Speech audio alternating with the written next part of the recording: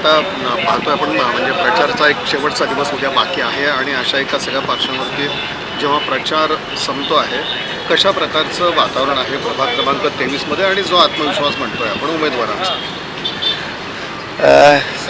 नमस्ते, मी मदन पोलके. आज 23 प्रभागामधून अनुसूचित जाती या प्रवर्गातून मी ही निवडणूक लढवतोय आणि गेली 30 वर्ष या भागात मी लहानाचा मोठा झालो आहे आणि अनेक मित्र शाळेतले, कॉलेजमधले आणि शिक्षक म्हणून काम करताना संघटनेच्या माध्यमातून जी माझी मित्रमंडळी जोडली गेली ती सगळी माझ्यासोबत आहे आणि मी अगदी पहिलीपासूनचा एकही मित्र सोडलेला नाही. त्यामुळं जिथं जाईल तिथं चांगले मित्र पाठीशी उभे आहेत, धाडस देतात की तू चांगला निर्णय घेतला आहे, 30 वर्ष झालं तू सामाजिक क्षेत्रात काम करतोयस आणि तुझ्यासारखा एक तळमळीने काम करणारा कार्यकर्ता नगरसेवक झाला तर निश्चित सर्वसामान्यांच्या अडचणींना तू धावून जाशील, मदतीला धावून जाशील, असं सर्वांचं मत आहे. जो आत्मविश्वास आहे आता तो कसा आहे? निश्चितपणे मी खात्रीने सांगतो की मतदारांचा प्रतिसाद कसा होता? प्रचंड प्रतिसाद. मी आता जरी मी SC प्रवर्गातून निवडणूक लढवत असलो तरी दलित मित्र चंद्राम चव्हाण गुरुजी यांचे आणि माझ्या वडिलांचे खूप चांगले संबंध होते. कमळे गुरुजी त्यांचे संबंध चांगले होते आणि या सर्व लोकांनी आम्हाला इतकं सांभाळून घेतलं की आता बंजारा समाजाचा मी एक घटक असल्यासारखं आहे.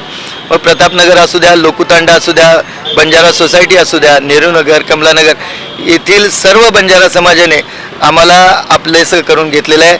आमच्यामध्ये कधी म्हणजे असं कुठलाही भेद केला नाही की बाबा आमचं एकच घर या भागामध्ये SC प्रवर्गाचं आहे, पण आम्हाला सगळ्यांनी सामावून घेतलं आहे, भरभरून प्रेम दिलेलं आहे. 16 तारखेचं चित्र कसं असेल?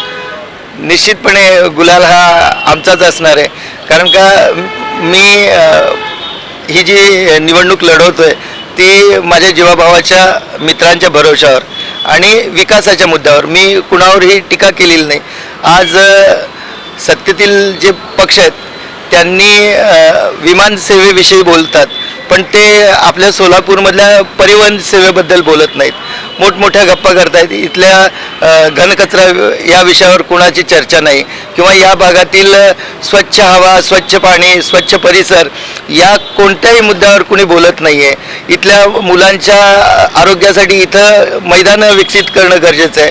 एखाद्या उमेदवाराने किंवा एखाद्या लोकप्रतिनिधीने या भागामध्ये मुलांसाठी खेळण्याचं मैदान उपलब्ध करून दिलं आहे असं माझ्या ऐकण्यात नाही.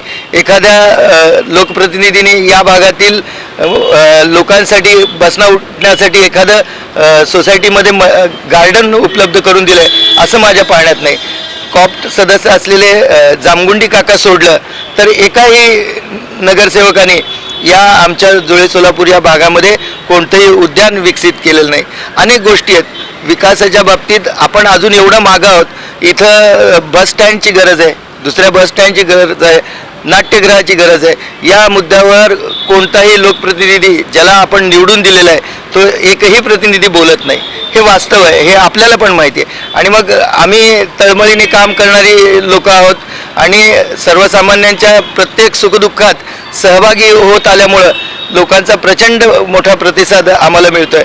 आणि निश्चितपणे आमच्या पॅनलमधील 4ही उमेदवार जे आहेत ते सुशिक्षित आहेत आणि सुशिक्षित असून तळमळीने काम करणं वेगळं आणि तळमळीने काम करणं वेगळं. लोकांच्या अडीअडचणीच्या वेळेला आपण माणूस म्हणून त्यांच्या पाठीशी उभं राहायला पाहिजे ही धारणा आमची आहे आणि ती जी शिकवण आहे ती माझ्या आईवडिलांकडून मिळाली आहे, ती मी जपतोय आणि त्याच बळावर या निवडणुकीमध्ये आमच्या 4ही जे उमेदवार आहेत ते सुशिक्षित असल्यामुळे आणि तळमळीने काम करत असल्यामुळे निश्चित आम्ही चौघंही निवडून येणार आहोत याची खात्री आहे.